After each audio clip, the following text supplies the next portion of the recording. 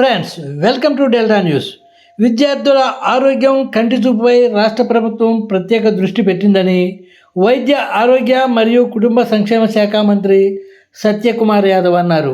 జాతీయ అంధత్వ నివారణ కార్యక్రమంలో భాగంగా మంగళవారం తెనాలిలో జరిగిన కార్యక్రమంలో పౌర సరఫరాల శాఖ మంత్రులు నాదెండ్ల మనోహర్తో కలిసి ఆయన పాల్గొన్నారు.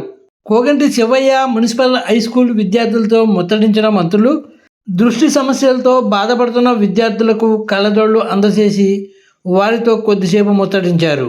ఈ సందర్భంగా మంత్రులు మాట్లాడుతూ రాష్ట్ర వ్యాప్తంగా 94,689 మంది విద్యార్థులకు 2,52,00,000 రూపాయల వ్యయంతో కళ్ళజోళ్లు పంపిణీ చేస్తున్నట్లు చెప్పారు. 6 నుంచి 18 సంవత్సరాల లోపు ప్రభుత్వ పాఠశాలలోని విద్యార్థులకు కంటి పరీక్షలను నిర్వహించి అవసరమైన వారికి కళ్ళజోళ్లు అందజేస్తున్నట్లు చెప్పారు. ఈ కార్యక్రమం ద్వారా పేద మధ్యతరగతి కుటుంబాలకు చెందిన విద్యార్థులకు మేలు జరుగుతోందన్నారు. ఈ కార్యక్రమంలో గుంటూరు జిల్లా కలెక్టర్ తమీం అన్సారియా పాల్గొన్నారు.